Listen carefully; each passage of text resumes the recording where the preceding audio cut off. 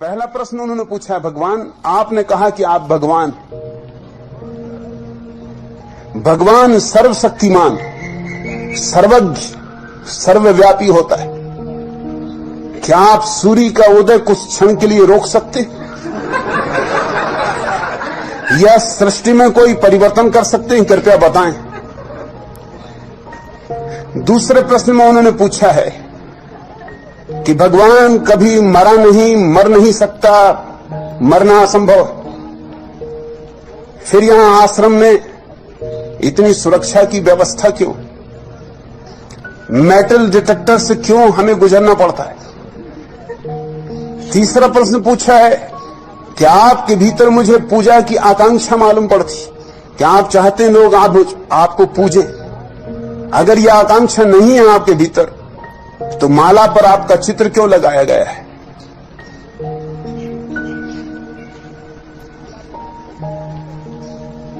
हंसराज बिश्नोई ने जो भी पूछा है, इसमें एक भी प्रश्न सार्थक नहीं, मगर बंधी हुई धारणाएं हैं भीतर। उन्हीं बंधी हुई धारणाओं से प्रश्न उठने शुरू होते, मगर वो पूछ के अब फंस गए हैं।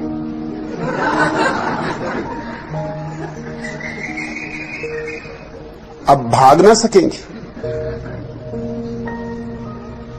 मुझसे कुछ प्रश्न पूछना हो तो सोच समझ के पूछना चाहिए।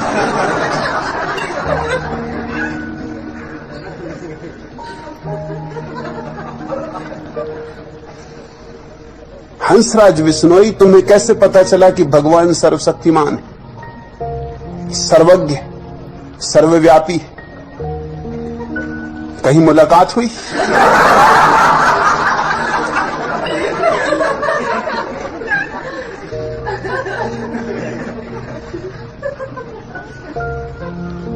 भगवान है भी, ये भी तुम्हें पता है?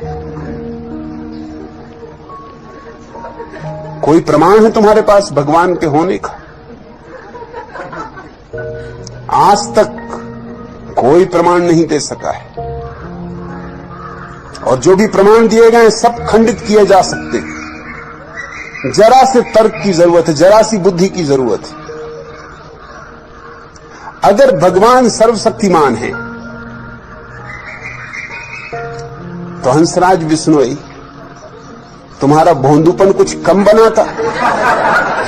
इतना तो कर देता, सूरज चाहे ना रोकता।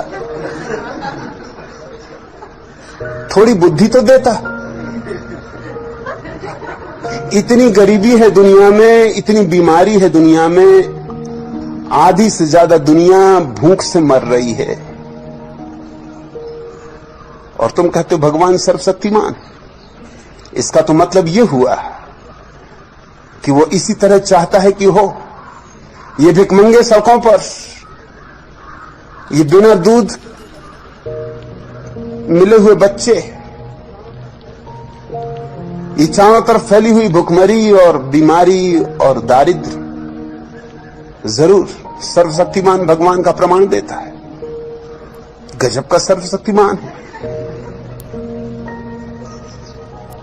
ये लंगड़े लूले बच्चे क्यों पैदा होते? ये अंधे बच्चे क्यों पैदा होते? ये बुद्धि से रुग्ण बच्चे क्यों पैदा होते? तुम्हारा सर्वशक्तिमान भगवान इतना भी नहीं कर सकता? क्या तुम्हारे पास आधार है कि तुम कहो भगवान सर्वशक्तिमान? और तुम तो यूं कह रहे हो जैसे कि बात बिल्कुल सिद्धि है, कोई शक शुबा का सवाल नहीं है, कोई किंतु परंतु नहीं है। साफ घोषणा है कि भगवान सर्वशक्तिमान, सर्वज्ञ, सर्वव्यापी होता है। अगर भगवान सर्वज्ञ है तो ये दुनिया कुछ और ढंग की होनी चाहिए। ये सर्वज्ञ के द्वारा बनाई हुई दुनिया तो मालूम नहीं होती।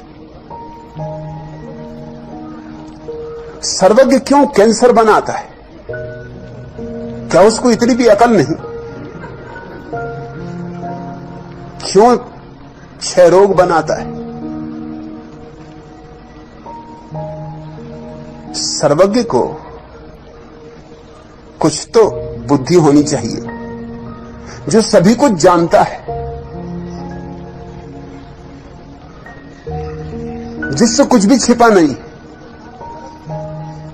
फिर ये सारा नरक जो तुम अपने चारों तरफ पा रहे हो, ये किसकी करतूत है? और तुम कहते हो भगवान सर्वव्यापी। हंसराज बिश्नोई आए हैं हरियाणा से,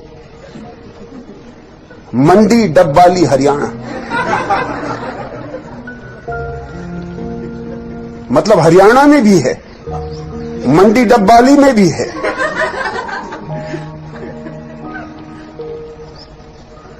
तो फिर यहां किस लिए आए हो?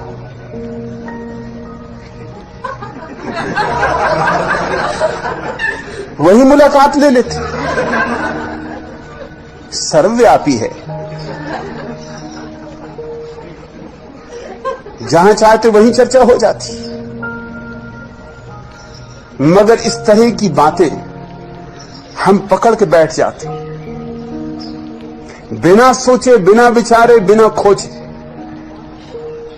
और फिर इस तरह की बातों को हम दूसरों पर आरोपित करने लगते। मैं तुमसे स्पष्ट कहना चाहता हूं कि मैं कोई सर्वशक्तिमान नहीं। तुम तो कह रहे हो कि आप सूरज को कुछ क्षण के लिए रोक सकते हैं, मैं इस बिजली के पंखे को भी नहीं रोक सकता।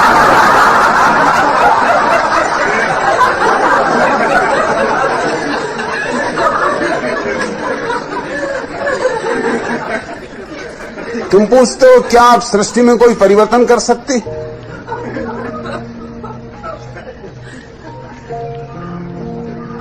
क्या परिवर्तन करवाने का इरादा है? सर्वशक्तिमान ने बनाई ये पृथ्वी, ये प्रकृति, सर्वज्ञ ने बनाई ये प्रकृति, सर्वव्यापी ने बनाई ये प्रकृति। अब मैं कुछ भी करूंगा तो बिगाड़ी हो जाएगा, इसमें सुधार तो हो ही नहीं सकता। अब सर्वज्ञ से और ज्यादा सर्वज्ञ तो कोई कैसे होगा?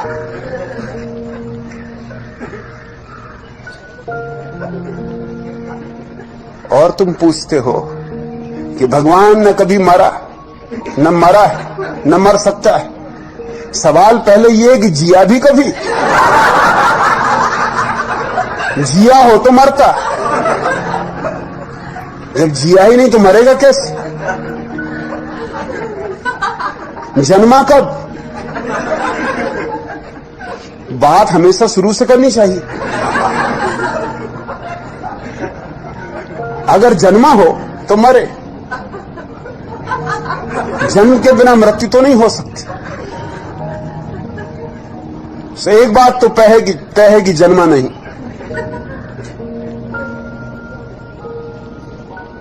जिया नहीं, मरेगा क्या खाक? मरना भी चाहे तो नहीं मर सकता। मरने के लिए होना चाहिए, पहले तुम्हें सिद्ध करना पड़ेगा कि है। जन्मा, कैसे जन्मा, किससे जन्मा? कौन मां बाप हैं तुम्हारे भगवान के? और तब तो बड़ा लंबा सिलसिला शुरू हो जाएगा। फिर उनके मां बाप होंगे, फिर उनके मां बाप होंगे। मगर इस तरह की मूढ़तापूर्ण बातों को लोग समझते हैं धार्मिक विचार। और तुम मुझसे ये पूछ रहे हो, लेकिन यही बात तुमने कृष्ण से पूछी, राम से पूछी, बुद्ध से पूछी, महावीर से पूछी। तुम कृष्ण को भगवान कहते हो, कृष्ण मरे या नहीं? तुम बुद्ध को भगवान कहते हो, बुद्ध मरे या नहीं? तुम राम को भगवान कहते हो, राम मरे या नहीं? मेरे संबंध में तो कुछ अलग नियम बनाना चाहते हो। मैं भी मरूंगा, और मरने में मुझे कोई बुराई नहीं मालूम पड़ती। मरने का भी मजा लेना होगा। जीना और मरना एक ही सिक्के के दो पहलू। लेकिन बड़ा मजा यह है इस देश की बुद्धि की, जो प्रक्रिया है बड़ी दोहरी है। अगर राम का सवाल उठाओ तो राम भगवान है, और तब कोई नहीं पूछेगा कि फिर मरे कैसे, और कृष्ण भगवान है, मरे कैसे। बुद्ध भगवान, महावीर भगवान, कोई भगवानों की तुम्हारे यहां कमी रही है? सब मर गए, उनमें से एक आध भी जिंदा है। जिंदा हो तो पकड़ के लाओ।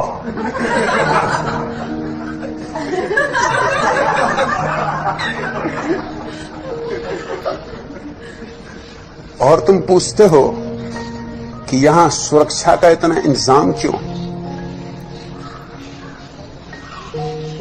सुरक्षा का इंतजाम कोई मेरी मृत्यु को नहीं रोक सकता है। मेरी मृत्यु तो होगी, सुरक्षा का इंतजाम भी रहेगा और मृत्यु होगी।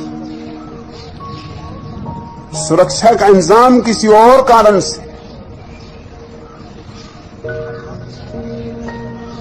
मैं मरना भी चाहता हूं तो अपने ढंग से मरना चाहता हूं।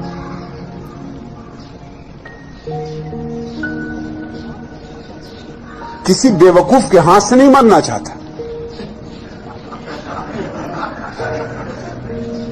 मेरा अपना जीवन का ढंग है, मेरे मरने का भी अपना ढंग होगा। जीता अपनी मौत से हूं, मरूंगा भी अपनी मौत से।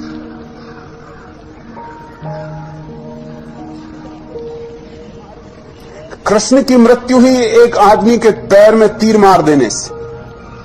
कृष्ण सोए थे, वृक्ष के नीचे विश्राम कर रहे थे, और एक शिकारी ने भूल से उनको तीर मार दिया। इस तरह मृत्यु हुई।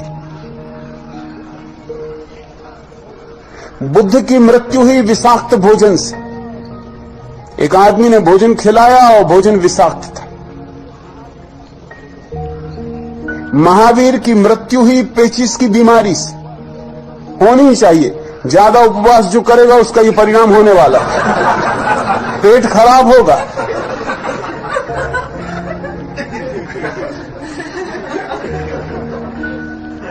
मुझे कम से कम इतना तो हक है कि मैं अपने ढंग से मरूं।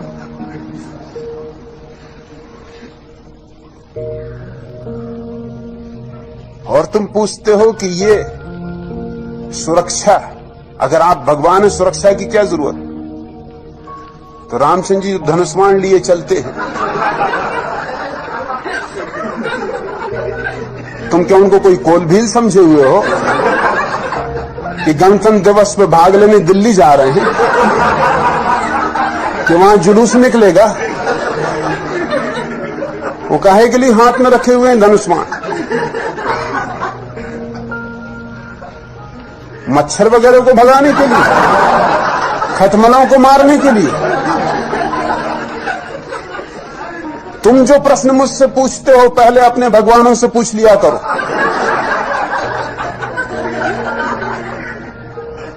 क्योंकि पहली तो बात यह कि हंसराज बिश्नोई, मैं तुम्हारा भगवान नहीं।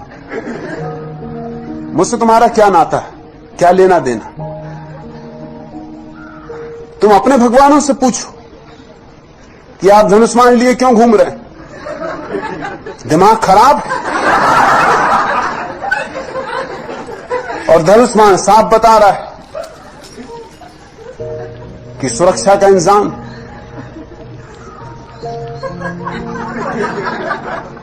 और कृष्ण ने जब चक्र घुमाया तो वह क्या था? सुरक्षा इंतजाम नहीं था तो और क्या था?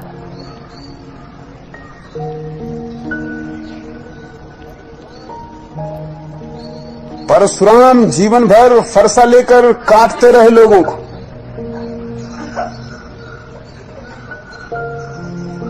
और फिर भी तुम उनको भगवान माने चले जाते। ना तो मैं कोई धनुष्मान लिए हुए हूं, न कोई फरसा लिए हुए हूं।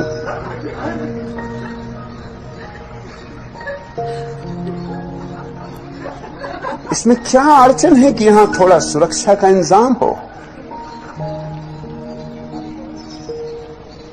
लेकिन तुम्हारे दोहरे मापदंड है। अपनों को जिनने तुमको सदियों से संस्कार दिए, तुम एक तरफ रखते हो, बचा लेते हो। मुझ पे तुम्हारे प्रश्न उठते, मुझे कोई अड़चन नहीं है सुरक्षा के इंतजाम से, क्योंकि मैं नहीं मानता कि कोई इस तरह का भगवान है जिस तरह तुम्हारी धारणा है। भगवत्ता है, भगवान कोई भी नहीं। भगवत्ता एक अनुभूति है, और ये मैं जानता हूं कि आत्मा नहीं मरती, मगर ये जो सुरक्षा के लिए आयोजन है, ये कोई आत्मा को बचाने के लिए आयोजन है भी नहीं। लेकिन शरीर तो मरता है, शरीर जन्मता है और शरीर मरता है। और कोई भी विचारशील व्यक्ति अपने शरीर का उतना उपयोग करना चाहेगा जितना कर सकता है। मेरे शरीर से मैं जो भी काम करना चाहता हूं, पूरा करना चाहता हूं। इस शरीर को बचाने की पूरी व्यवस्था होनी चाहिए, कोई कारण नहीं। जो इसे प्रेम करते हैं वो बचाने की कोशिश करेंगे, जो चाहते हैं कि ये शरीर उनके काम और कुछ देर आ जाए, वो इसे बचाने की कोशिश करेंगे। मैं मूर्खतापूर्ण बातों में भरोसा नहीं करता। अब तुमने पूछा है कि आपने कहा कि आप भगवान हैं। भगवान का मेरा अर्थ समझने की कोशिश करो। भगवान से मेरा मतलब ये नहीं है कि मैंने ये दुनिया बनाई।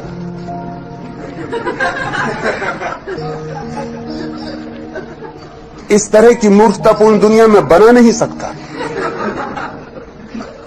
ये जुम्मा लेने को मैं राजी नहीं। ये अपराध मैं स्वीकार नहीं करूंगा। और मजा ये है कि तुम मुझसे पूछते हो, तुमने कृष्ण से नहीं पूछा, राम से नहीं पूछा। ये राम ने दुनिया बनाई, सूरज को रोक सकते थे, और इनकी औरत को रावण भगा ले गए। गजब के सर्वशक्तिमान, बड़े सर्वज्ञ, बड़े सर्वव्यापी, अपनी औरत को भी न बचा सके, और क्या खाक बचाएंगे।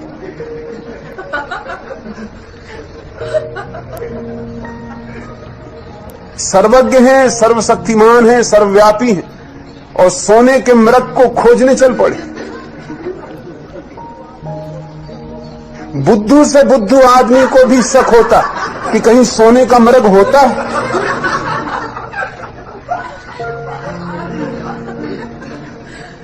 मगर तुम ये प्रश्न उनसे नहीं पूछोगे, क्योंकि उनको तुम मान के ही बैठे हुए हो, पूछने का सवाल ही नहीं उठता है।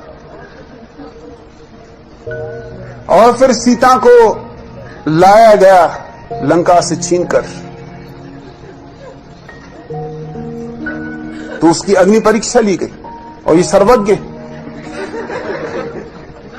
जब सर्वज्ञ हैं और सर्वव्यापी हैं, तो उनके पता ही होना चाहिए कि सीता ने कोई भी ऐसा काम नहीं किया है कि उसकी अग्नि परीक्षा ली जाए।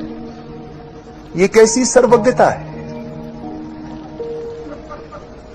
इनको ये भी पता नहीं, इनको शक है कि कहीं सीता भ्रष्ट न हो गई। ये पुराना दकियानुसी पति का दिमाग कहीं कहीं सीता का सतीत्व नष्ट न हो गया। सीता कहीं ज्यादा समझदार महिला मालूम पड़ती है।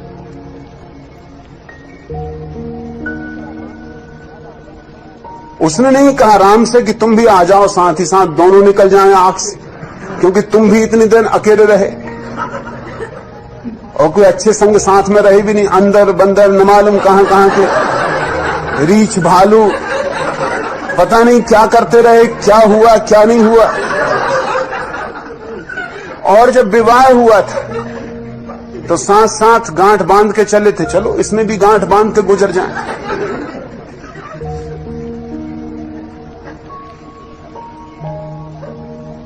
ये सर्वज्ञ है।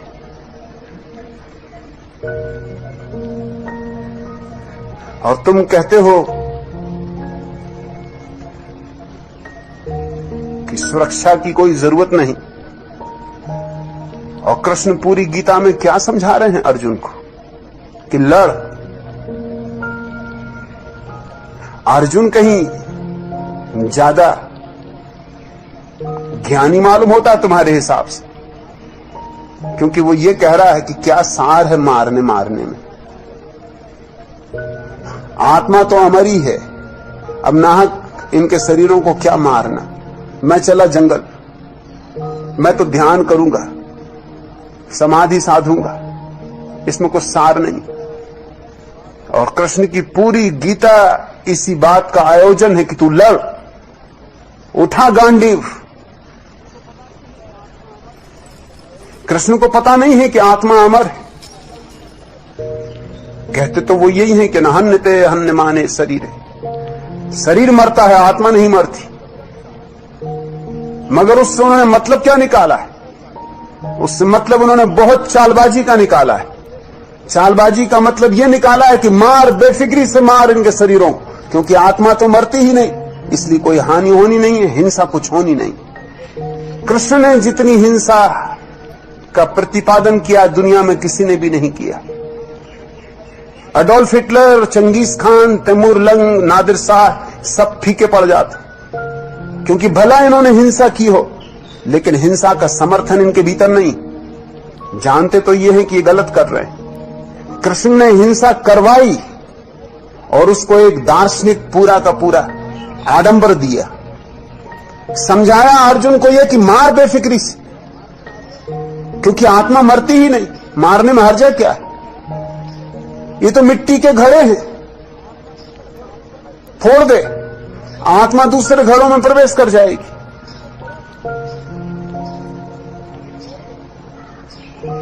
तुम इन सारे लोगों को भगवान मानते रहे हो।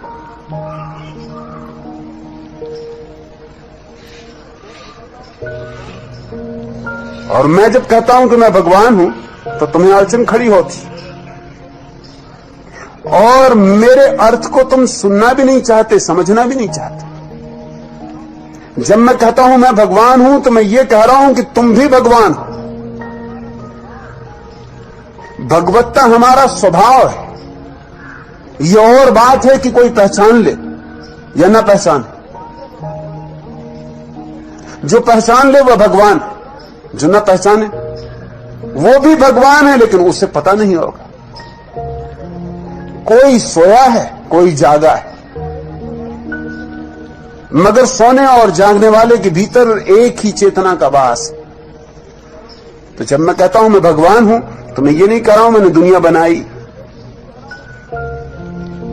मैं ये भी नहीं कह रहा हूं जैसा कृष्ण कहते हैं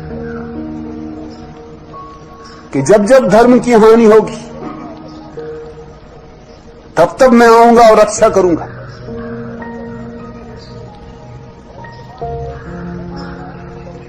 पहली तो बात यह है कि जब वो पहली दफा आए थे तब कौन सी रक्षा कर ली,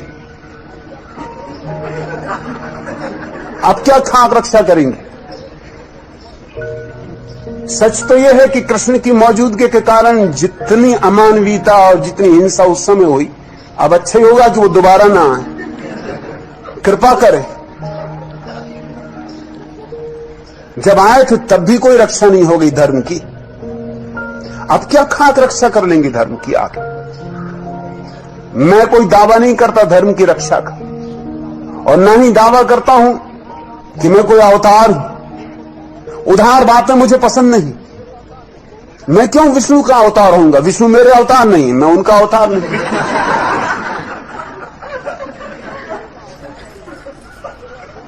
मैं किसी का अवतार नहीं हूं, मैं किसी की रक्षा के लिए आया नहीं हूं।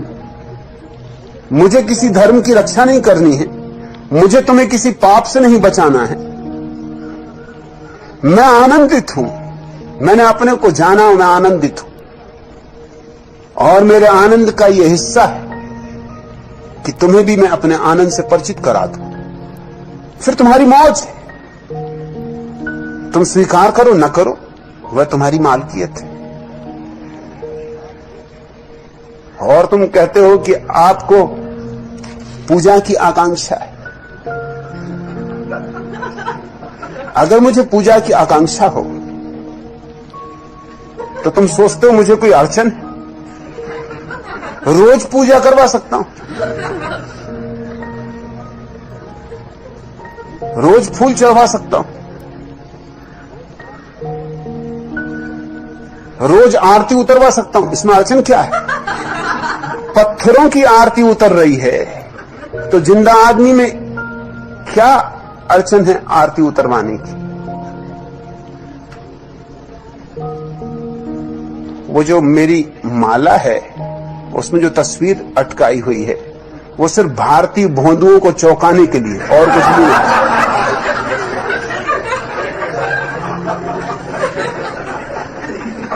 एक मजाक है और कुछ भी नहीं। लेकिन मजाक को समझने के लिए भी थोड़ी बुद्धि चाहिए।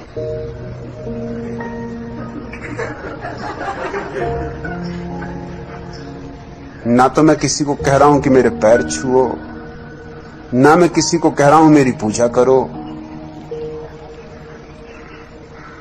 मैं तो आता भी हूं तो मैं चाहता नहीं कि कोई उठ के खड़ा हो। शायद ये भारत में होने वाली पहली धर्म सभा होगी जहां आने पर गुरु के शिष्य बैठे रहते। तुमने कहीं कोई सभा देखी जहां गुरु आए और शिष्य बैठे रहे?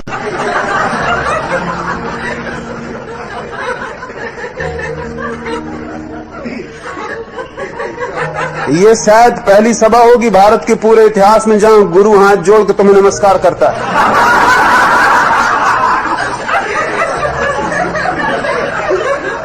क्या पूजा?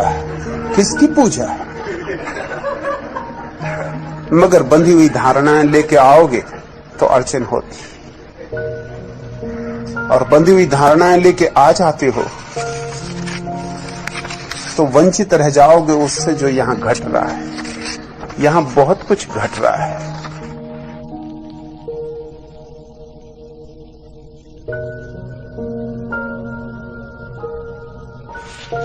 इस तरह की छोटी छोटी बातें हंसराज बिश्नोई छोड़ो, कुछ समझने की कोशिश करो। यहां एक मंदिर नहीं बन रहा है, यह तो एक मधुशाला है। यहां न कोई आराध्य है न कोई आराधक।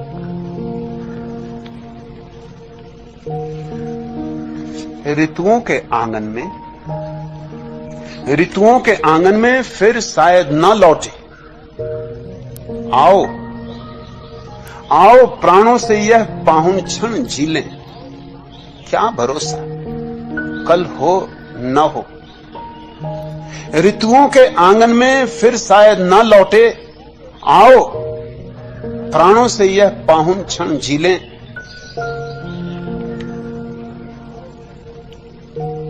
कल को झर जाने दें झरते पत्तों के संग। कल को झर जाने दें झरते पत्तों के संग। वासंती धूप अंजुरी भर भर, वासंती धूप अंजुरी भर भर कर पी लें। छालपत्र छोड़ खुली नभ में चंपई बाहें। हम भी अंतस की एक सख्त परत छीलें। शब्द शर्कला घुलने दें पल के प्याले में। धीरे धीरे चुप्पी रस की चुस्की लें। शब्द शर्करा घुलने दें पल के प्याले में। धीरे धीरे चुप्पी रस की चुस्की लें। लो ऊपर उठ मंडराएं कुछ भूरे पतझरी पात। नीम से उतरी कुछ चकराती पीली चीलें। दहरी से तके पीपल को रोज फागुनी किशोरी। आंखों को चुभ चुभ जाएं कुछ नर्म कौपल कीलें। वर्जित खत बांच लिया छुपकर कुंवारी कलियों ने। टूटी जब वर्जन की सब सर्द मोहर सीलें। फागुनी हवा को दिल दे बैठा आम का छोरा।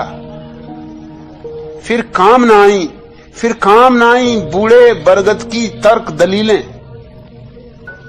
पिछली शिखरों की पिघली शिखरों की बर्फ। लौटे पाहुन पाखी समाधिस्थ आंखों सी हुई शून्य शांत झीलें। आओ प्राणों से यह पाहुन क्षण जी लें। आओ प्राणों से यह पाहुन क्षण जी ले आज की।